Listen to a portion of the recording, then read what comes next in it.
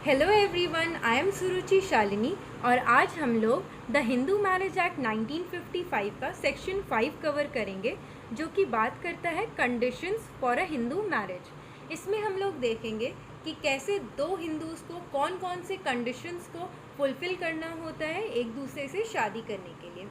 तो section 5 mainly 5 सब clauses है जो कि हर हिंदू को फुलफ़िल करना होता है एक दूसरे से शादी करने के लिए।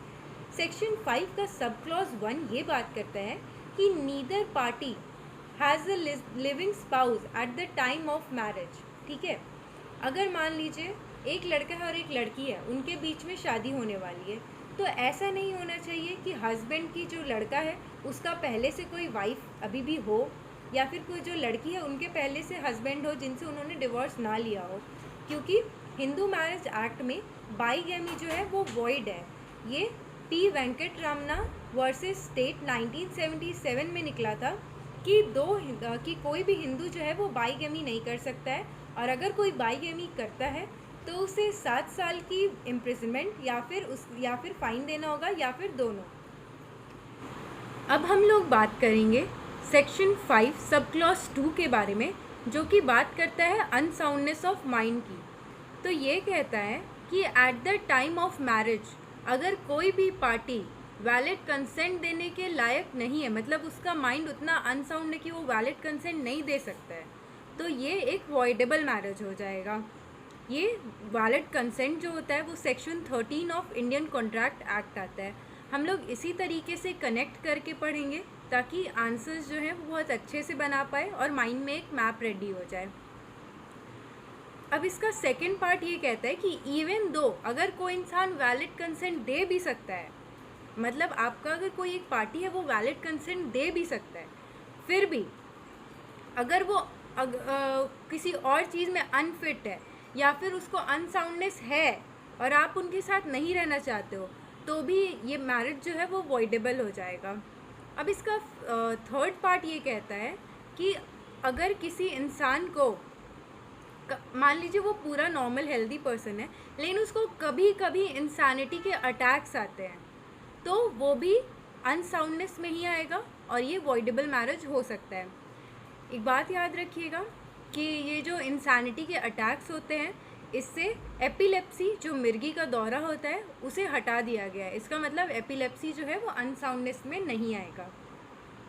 अब हम लोग सेक्शन 5 का सब क्लॉज 3 पढ़ेंगे, जो कि बात करता है कि आपका एज क्या होना चाहिए।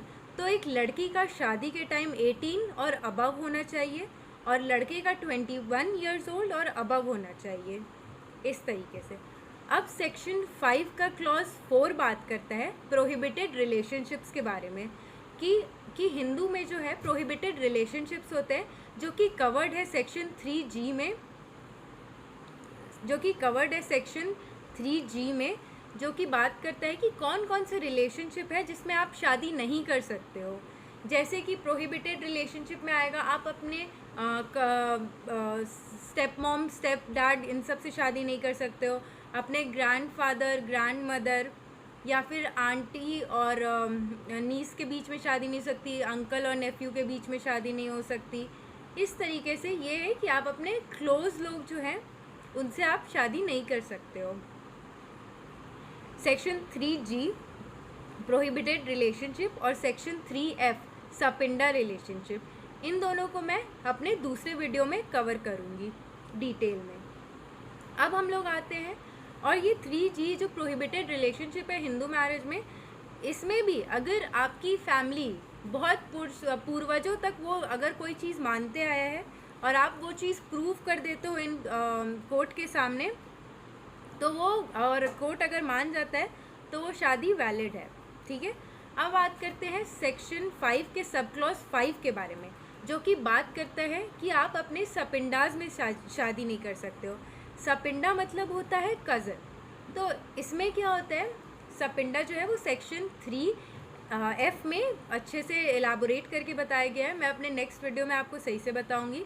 सेक्शन 3F बात करता है सपिंडा रिलेशनशिप वो होता है कि आप अपने, यहाँ पे मैं थोड़ा सा आपको जस्ट दे रही हूँ कि सेक्शन 3F बात करता है कि आप अपने पापा के 5 जनरेशन्स, पापा के साइड और मदर के साइड 3 जनरेशन तक किसी भी तरह से आपका कोई भी अगर कज़न लग रहा है तो आप उनसे शादी नहीं कर सकते हो, ये आपके सपिंडा रिलेशनशिप में आ सकता है।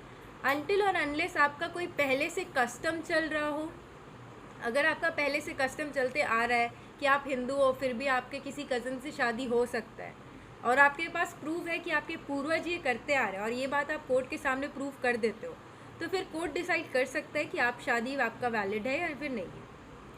Thank you very much. अब हम लोग नेक्स्ट वीडियो में मिलेंगे। Bye bye.